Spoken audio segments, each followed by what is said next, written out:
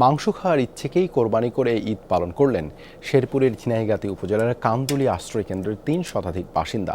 মানবেতর জীবন কাটাচ্ছে মানুষগুলো, নামমাত্র মাথা গোজার ঠাঁই, নেই শিক্ষার সুযোগ। কাদামাটির সড়ক মাড়িয়ে বেড়ে উঠছে শিশুগুলো। তাদের দুর্দশা নিয়ে যেন উদাসীন জনপ্রতিনিধিরাও।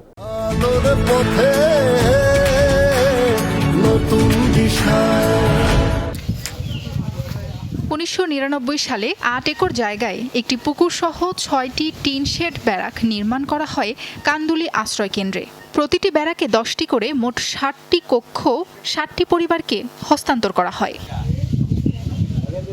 এতদিনে পরিবারের সদস্য সংখ্যা বেড়ে হয়েছে ৩ শতাধিক। এর মধ্যেই বাসের অযোগ্য হয়ে পড়েছে ব্যারাকগুলো। ২৪-২৫ বছরের মধ্যে আঙ্গর এই জায়গায় মনে করেন কেউ কোনো খোঁজ খবর রাখে না। কাম কাজ নাইকে বাড়ি ঘরে আমরা থাকতে পারতেছি না, ঘর ভারী ভাঙ্গি মারা গেছে।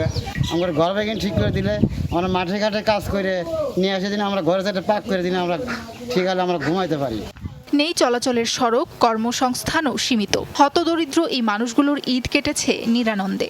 আমরা এক টুকরা ঘোষ কারোর সাহায্য পেলাম না, আমরা অনেক কষ্টেই আছি। আমাদের বাড়ি ঘরের টিন যা আছে সব নষ্ট হয়ে গেছে, থাকার মতো কোনো পরিবেশ নাই। আমরা অনেক কাগজ খাতা বালিশ দিয়ে ওরা দিয়ে থাকতেছি।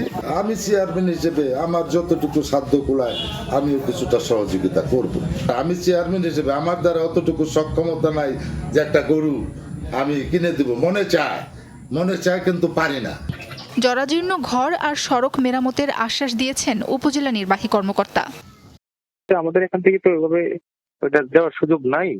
আমি চেয়ারম্যান সাহেবকে বলেছিলাম যে কোনোভাবে ব্যবস্থা করা যায় কিনা। পরবর্তীতে সম্ভবত ব্যবস্থা নিয়েছেন কিনা সেটা আমার জানার পরবর্তীতে আমার নলেজে আসে না এই বিষয়টা। ব্যারাকটাই দেখেছি, তো এটা নিয়ে আমরা পরবর্তীতে লিখবো ইনশাল্লাহ যে এটা মেরামত করা বা কোনো নতুন প্রকল্প নেওয়া যায় কিনা সে বিষয়ে আমরা চেষ্টা করব।